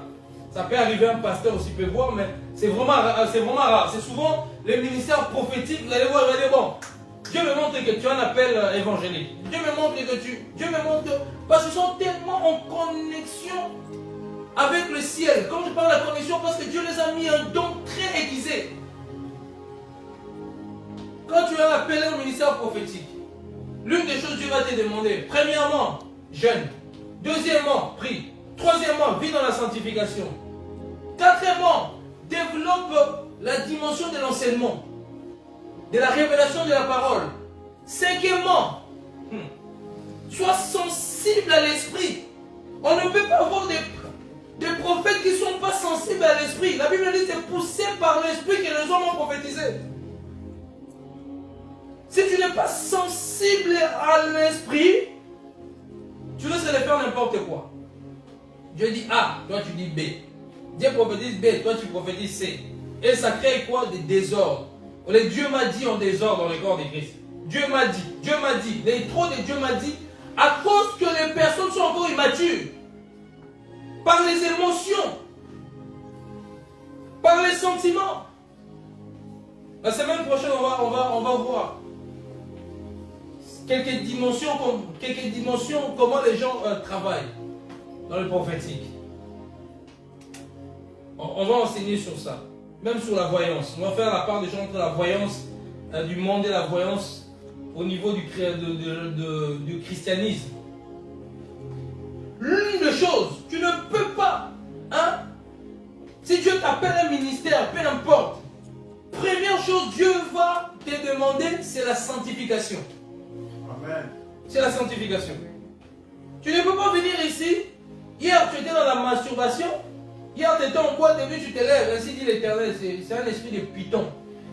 Il y a des esprits de python qu'on doit chasser. Dieu ne peut pas. Vous pensez passer là, vous pensez que c'est un jeu. Il y a le péché sur ma tête. Ne précipitez pas à enseigner, parce que le jugement sera terrible. Mais bien aimé, les ministères prophétiques ne prenaient pas ça à la légère. Ce n'est pas un jeu. Il faut. D'ailleurs, même la plupart des gens que Dieu les appelait, ils fuyaient cet appel-là. Parce que c'est un poids. C'est un poids. Les Ézéchiel ont souffert. Ils devaient dormir quelques années, quelques jours, de quel côté. Qu'ils devaient manger l'excrément. Ils mangeaient l'excrément.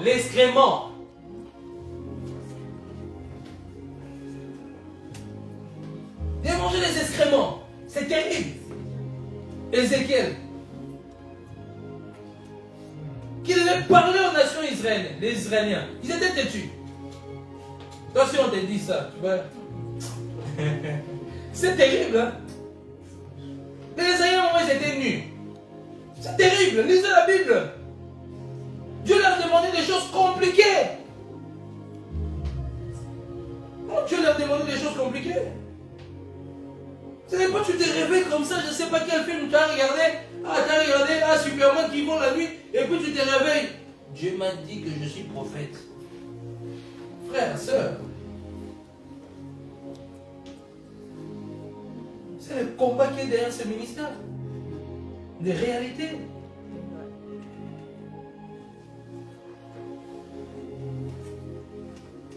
La semaine prochaine, je vais enseigner même les voyants qui sont dans le monde là, d'où ça vient, toutes ces choses.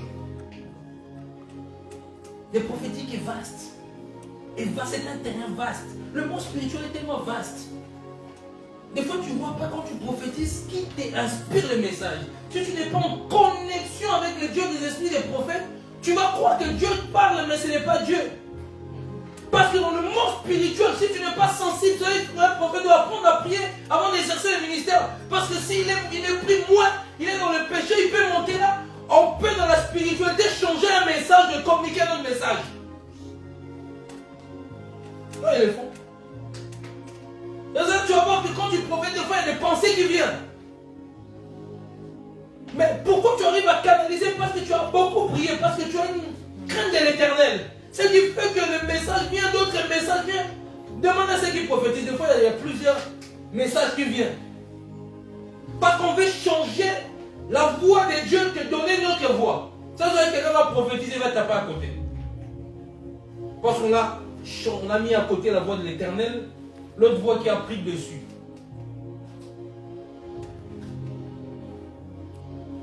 On ne prophétise pas pour prophétiser. Ce n'est pas quand tu manges l'orange, tu prophétises. Tu habites de l'eau, tu prophétises. Tu sors dehors, tu prophétises. Partout, tu prophétises. Finalement, c'est quoi? Il faut un peu de l'ordre.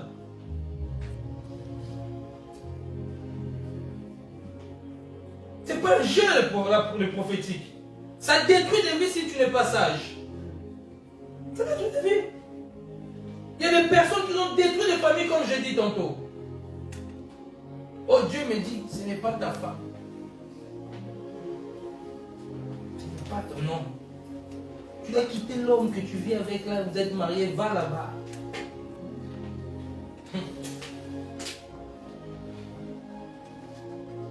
Un jour, un prophète là, il a vu de l'argent. La femme vient voir le prophète. Il dit, je suis monsieur le prophète. Je suis en train de soigner un millionnaire là à l'hôpital. C'est mon mari. J'ai un autre mari à côté. Mon mari, je suis marié avec mon mari. Mais je sens que cet homme-là, c'est lui mon mari. Je me suis trompé. Le prophète s'élève. Il lui dit, Madame, le mari que tu es marié avec, c'est plus ton mari. C'est pas ton mari. C'est l'homme, le millionnaire là. Hein? La femme quitte son mari. Quitte son mari. On a commencé à sortir avec le millionnaire. Le prophète a oublié que dans 2 mois, le millionnaire allait mourir. Ça, il n'a pas vu. 2 mois après, le millionnaire est mort. Prophète, tu ne m'avais pas dit ça. Prophète, tu ne m'avais pas dit ça. Moi, tu lui donnes l'offrande des prophètes. Qu'est-ce qu'il va voir encore quoi? Ses yeux sont bloqués par l'argent. Qu'est-ce qu'il va voir? Le ministère prophétique a fait beaucoup de dégâts. A fait du bien en même temps, a fait beaucoup de dégâts. Il y a des vrais prophètes et aussi des faux prophètes qui sont en train de parcourir. L'une des choses qui va émerger dans le temps de la fin, c'est 2 ministères prophétiques et les docteurs. Que Satan va élever des faux, beaucoup de faux. Enfin d'induire les gens en erreur. C'est pour ça que Jésus dit, il dit pas, à la fin du temps, il dit, il y aura de prétendus prophètes. Il y aura plusieurs prophètes vont surgir dans les temps de la fin. Pourquoi pas les apôtres? Pourquoi il parle des prophètes? Parce que c'est un ministère qui va émerger, en train de monter de vrais. Dieu va susciter énormément de vrais prophètes, comme Satan va élever aussi des faux prophètes. Ça sera comme un bras de fer. Si nous ne faisons pas attention, si nous n'avons pas la maîtrise des écrits, on risque d'être séduits. Aujourd'hui, beaucoup de chrétiens sont séduits par des escrocs. On commence à vendre même de l'huile d'onction, l'huile prophétique, écharpe prophétique. Vous allez voir toutes ces choses-là. Écharpe prophétique, chaussures prophétiques. Vous allez voir ces choses-là s'accomplir. Si tu achètes les chaussures du prophète, l'onction prophétique va...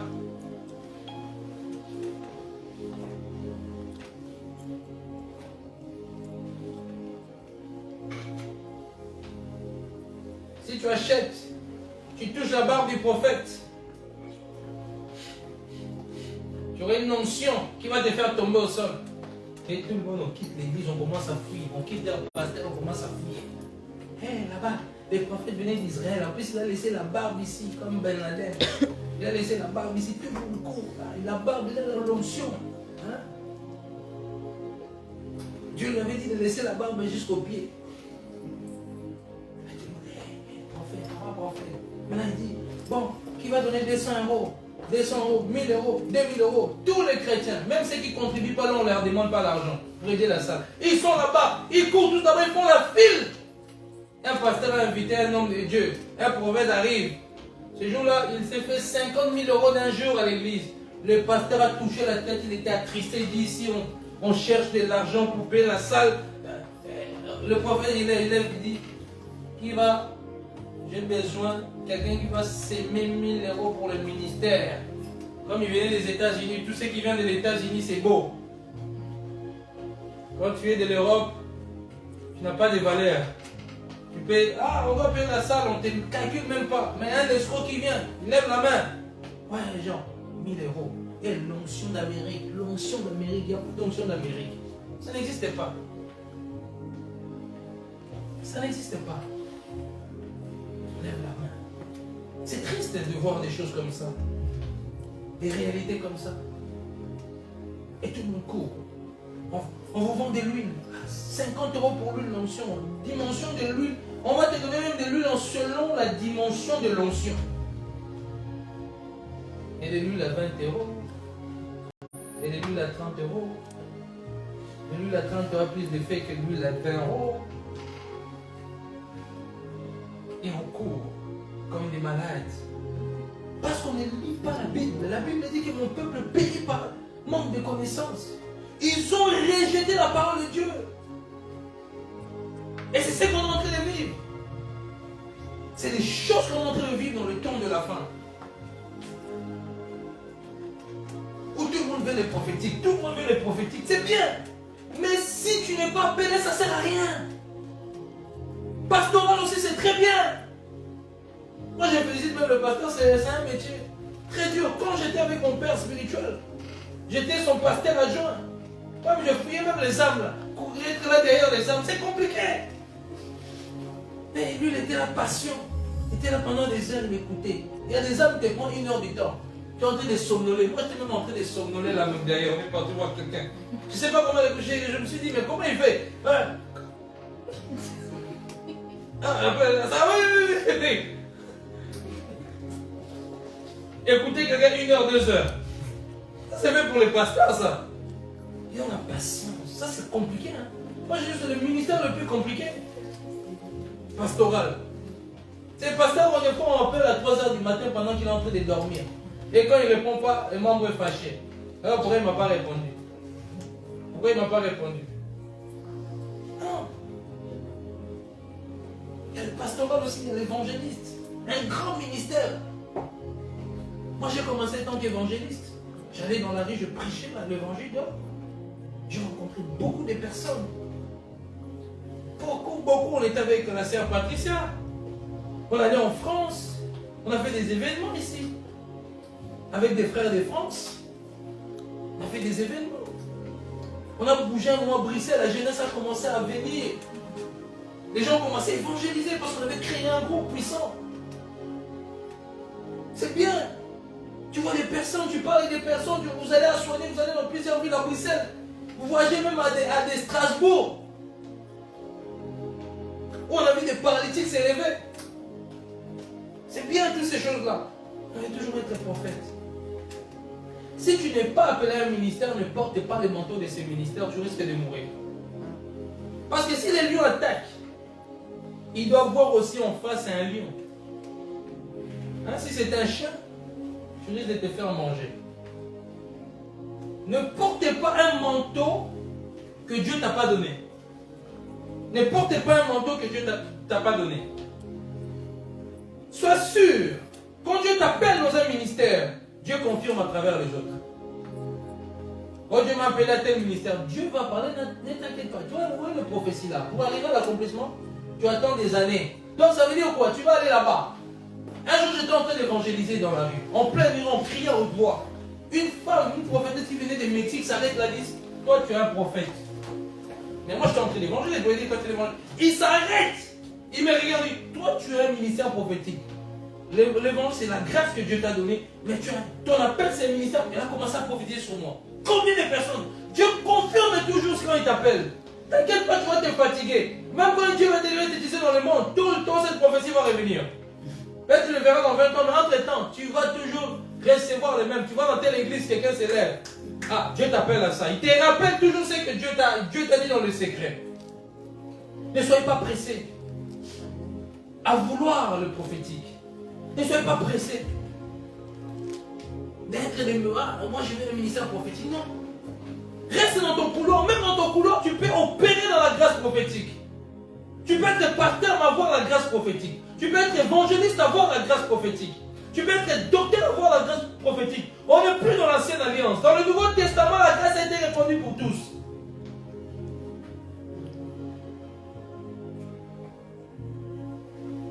Dieu, dans le temps de la fin, est en train de susciter des vrais prophètes qui vont commencer à changer les choses, à dire des vérités, à reconstruire le temple de l'Éternel, à rebâtir le temple de l'Éternel, à commencer à remettre chaque chose à la place. On est dans un monde où tout va mal, tout va mal.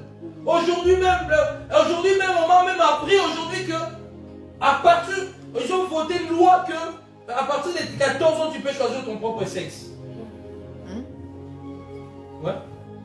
C'est déjà dans d'autres pays, tu peux choisir ton sexe sans accord de tes parents à 14 ans.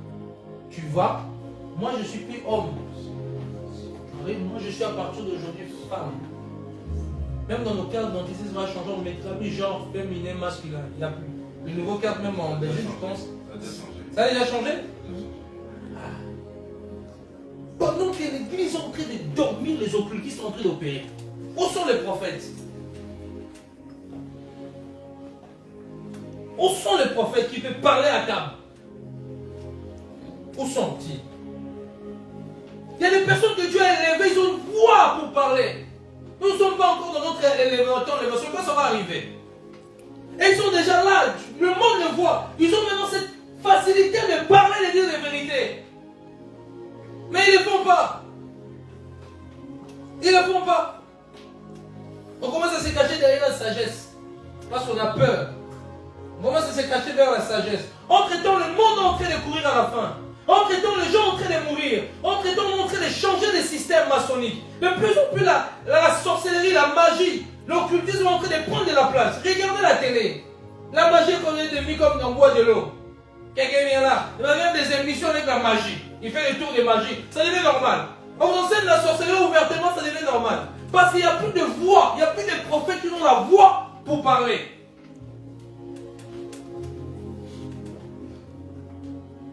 Que Dieu suscite ma prière. Des hommes et des femmes remplis d'une onction spéciale, onction de vie, afin de parler au roi, au président de ce monde, et que le président tremble. Il faut des personnes comme ça. Il faut des prophètes comme ça, qui parlent avec le feu, où tu vois que le roi tremble. Peu importe, il est occultiste, toi tu t'en fous. Toi tu parles parce qu'il y a un Dieu qui est au-delà de l'occultisme. Amen.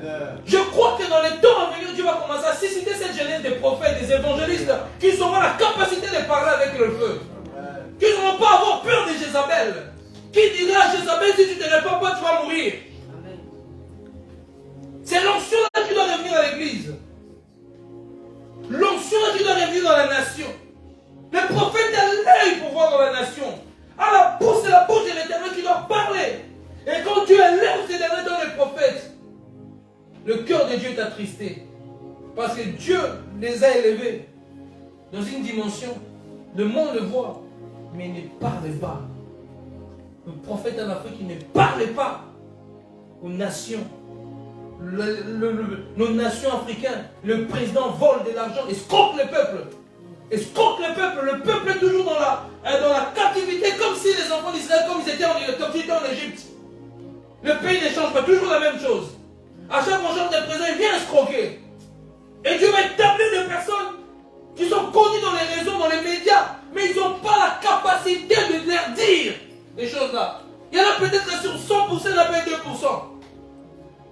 C'est les temps que ça va changer. Ceux qui sont dans les hôtels, c'est eux qui doivent parler. Parce que là, tout le monde, des milliers de personnes le voient, peuvent transmettre des messages. Je prie que Dieu suscite parmi vous des prophètes et des prophétesses comme ça. Et je le déclare dans ta vie. Que tu vas faire la différence dans ta génération. Il faut que les choses changent. Comment tu peux trouver un pays comme le Congo depuis des milliers d'années? Un pays aussi riche. On dit que si le Congo, le pays comme le Congo est délivré, c'est presque le monde. L'Afrique, toute l'Afrique est délivrée. Comment un pays comme ça n'arrive pas à immerger? Parce qu'il n'y a plus des hommes comme Élie. Élie faisait trembler le roi, le président. Le roi Akab tremblait. Le roi païen tremblait devant ces prophètes-là. Regarde même l'histoire d'Élysée. Naaman a la lèpre. Il arrive, lui qui était puissant. Aujourd'hui, un général, un prophète, qu'est-ce qu'il va lui dire? Il va même l'arrêter. Naaman, puissant, un homme puissant, mais lépreux. On va lui conseiller Élysée. Il arrive. Élysée ne sort même pas, tu te rends compte, un grand général arrive devant ta porte. Un prophète va courir, un général, il va laver les pieds. Élysée, charisme.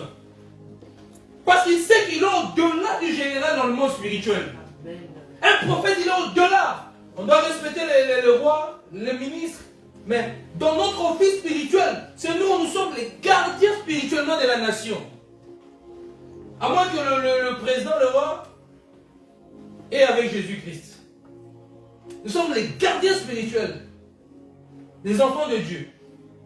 Élisée ne va pas s'accoupler. Roi Naaman. Élisée va dire, bon, va lui dire, il va même envoyer son serviteur. Va lui dire d'aller se laver, se jeter cette fois dans l'eau. Il a dit, Syrie là-bas, il y a plusieurs mains, je ne peux pas me jeter seulement. Lui, il a pris ça dans la chair. Il est fâché, il est rentré. Il n'a pas arrêté parce qu'il n'avait pas le pouvoir. Il y a esprit, hein. Et il va se jeter. Il n'avait pas le choix. Il est parti se jeter. Où sont ces prophètes-là? Où sont ces prophètes-là? Aujourd'hui, il y a la confusion dans le ministère prophétique. La confusion. Je prie que Dieu nous donne cette capacité-là. Homme de Dieu Serge. Je prie que Dieu nous rende ces capacités-là. Moi, je vous dis, laissez-moi seulement un peu de temps. Ça va commencer à exploser. Vous allez voir. Ma bouche là, vous allez attendre ça dans les médias. On va annoncer des choses. On va parler des choses. Il faut que les choses changent. Dieu nous a envoyés sur la terre, c'est pas seulement pour manger la sémoule. Toi, tu crois que tu es venu sur la terre pour manger la sémoule, le kebab?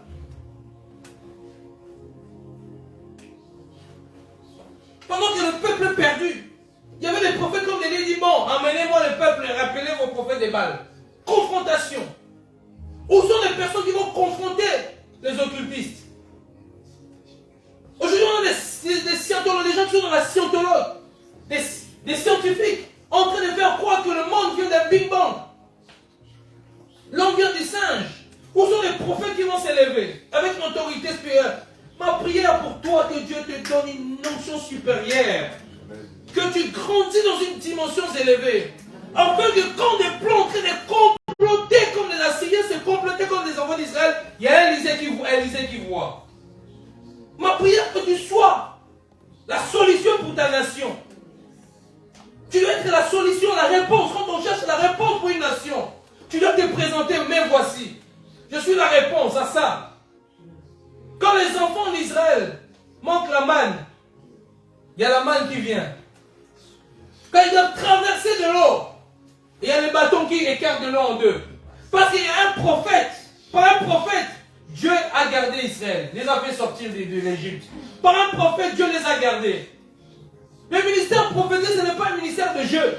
Ce n'est pas un ministère comme on dit chez nous, derrière la maison là. Les prophètes de la chambre. Non. Il y a des prophètes qui sont établis dans les églises. Il y a des prophètes des nations. Il y a des prophètes qui sont établis dans le territoire. Un prophète doit beaucoup prier. Beaucoup prier. Passer son temps dans la prière. Passer son temps à prier pour les âmes. Il a le cœur pour les âmes. Je suis passé la nuit à prier pour les âmes. Oh, les prophètes qui n'ont plus l'amour à l'égard des âmes. Ils ne prient plus pour des âmes. Ils ne veulent plus comprendre. Ils n'ont plus cet amour-là des âmes. Ils veulent la poche, l'argent des âmes. Que Dieu nous aide. Je vais clôturer par là mon enseignement pour aujourd'hui. C'est l'introduction. soit la réponse pour la Belgique. Quand on cherche, on veut voter des lois, tellement que tu pries trop, que tu vois dans l'esprit et tu changes les choses. Parce que la prière a la capacité de changer des choses. A la capacité de changer des choses. La capacité de changer des choses. Et quand on ne prie pas, quand on ne crée pas Dieu, quand on ne cherche pas en profondeur Dieu, on ne peut pas impacter. On restera toujours des chrétiens des dimanches. On vient à l'église comme si on allait à l'abattoir. Nos vies spirituelles ne changent pas. Les expériences même spirituelles, on n'en connaît pas. Il y a des gens qui sont chrétiens depuis des années. Ils n'ont jamais vu même l'expérience spirituelle. Même les ressentis là. Même si on même juste un ange se touche. Un ange te touche. Même pas des expériences spirituelles. Quelqu'un dit, les chrétiens de nos jours, même les païens, les occultistes sont plus spirituels que les chrétiens. Non. Je refuse dans l'armée céleste. Que ces choses-là, ça se passe. Dieu va commencer des choses. Dieu va commencer des choses, mais incroyables. Amen, amen, amen. Ça sera tellement fort. Nous allons commencer à vivre Dieu, pas seulement dans la connaissance, mais dans la démonstration. La puissance, dans les signes et les prodiges. Nous allons revenir comme avant là, mais en plus. Déjà, on a commencé l'année passée, une jambe qui va pousser. Des guérisons ici. On va démontrer Dieu. Et les gens vont commencer à t'en parler de ce lieu. C'est la puissance. On vient de commencer que 2 mois. Je sais les lundis et les dimanches. Je ne donne même pas 1 an. On va tellement chercher Dieu s'il faut maigrir. Un niveau. Des fois, tu tiens trop à ta beauté là. Tu tiens trop à ta beauté là. Je vais maigrir. L'homme ne va pas me voir. L'homme ne va pas me voir. Je ne gêne pas. Mais tu veux la puissance, tu veux la gloire. Mais à un moment, il faut maigrir. Maintenant, je deviens comme un squelette. Hein? Je maigris trop. Je maigris quand tu commences à paniquer toi-même. Pendant que je suis en train de parler, il y a des choses qui se passent ici. Il y a comme un mouvement de l'esprit qui est ici dans ces lieux. Ça commence petit à petit. L'esprit est en train de descendre. Il y a des personnes, pendant que je suis en train de parler, dès que tu le vois, tu lèves ta main, n'aie pas honte. Je te donne l'ordre. Dieu va t'ouvrir les yeux, tu vas voir des choses. Tes yeux vont s'ouvrir maintenant pendant que je suis en train de parler. J'aimerais vraiment que tout le monde soit concentré. Il y a quelque chose qui est en train de bouger dans la salle. Monte ta langue. Oh, Dieu des esprits des prophètes. Dieu des esprits des prophètes. Il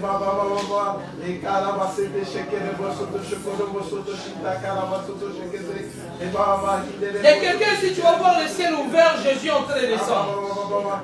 Dès que tu le vois, tu lèves ta main, tu dis, il y a quelque chose qui va passer ce soir.